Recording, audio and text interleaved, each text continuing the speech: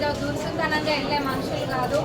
ఏ సమస్యలైనా అర్థం చేసుకొని అక్కడితో వదిలేయకుండా దానికి పరిష్కారాన్ని వాళ్ళు ఆలోచిస్తారు. కాబట్టి మీరు అందరూ కూడా ఇట్లాంటి వాళ్ళని గెలిపించుకుంటే ఏంటంటే, ఇప్పుడు ఏదైతే మీ సమస్యలు వచ్చి రాగానే వేరే విషయం ఏం చెప్పలే, మీ సమస్యల గురించే చెప్పిండ్రు.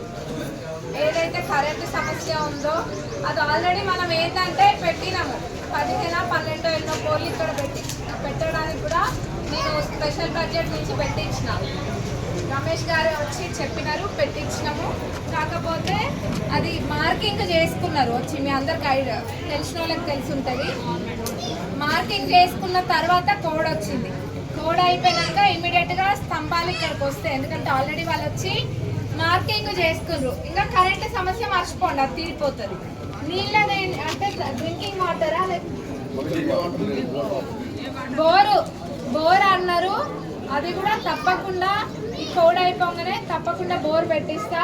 రమేష్ గారు కూడా ఏం వదిలేరు, శ్రీలత గారు వస్తారు, కూర్చుంటారు, అడుగుతారు. తప్పకుండా బోర్, ఎందుకంటే తాగునీరు అనేది అది కనీస సౌకర్యం, అంటే బేసిక్ నీడ్స్లలో, అంటే రోజువారీ అవసరాలలో అది అన్నిటికన్నా ముఖ్యం. కాబట్టి తప్పకుండా తాగునీరు మీ అందరికీ కూడా అందేటట్టుగా చేస్తాం. బోర్ వేపిస్తాం మీ అందరు కూడా.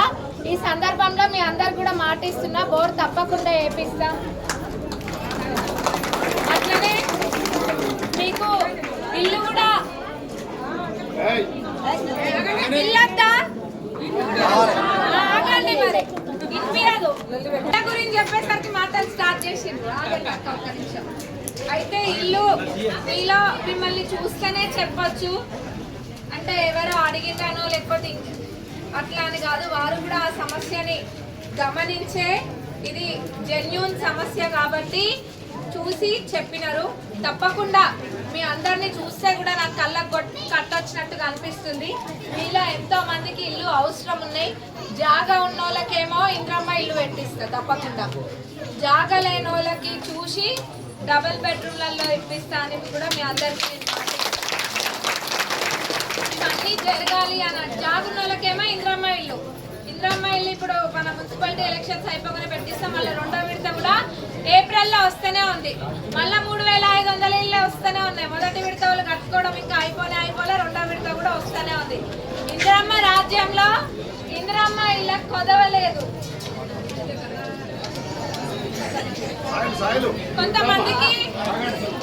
కొంతమందికి ఉచిత కరెంటు రాలేదంట. వాళ్ళకు కూడా తప్పకుండా అదేముందో చూసి ఉచిత కరెంట్ ఇప్పిస్తాం.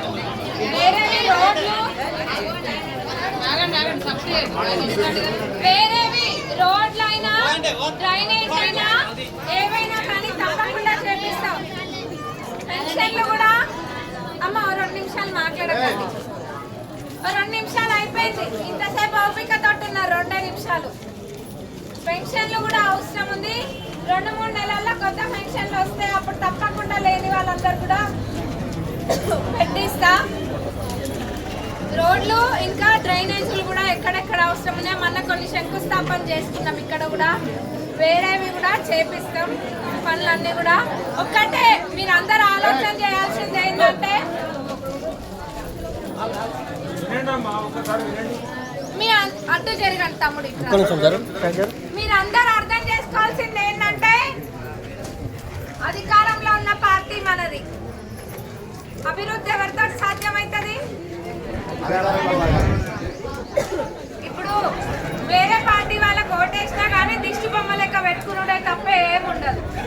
వాళ్ళు నేను చేస్తా అన్న వాళ్ళ దగ్గర రారు, పనులు చేయించుకోరు. మరి దిష్టి బొమ్మ కావాలా లేకపోతే మీ సమస్యలు తీర్చేటోళ్ళు కావాలా అన్నది ఒక్కసారి ఆలోచన చేసుకోండి. ఒక్కొక్క ఓటు ఎంతో అమూల్యం.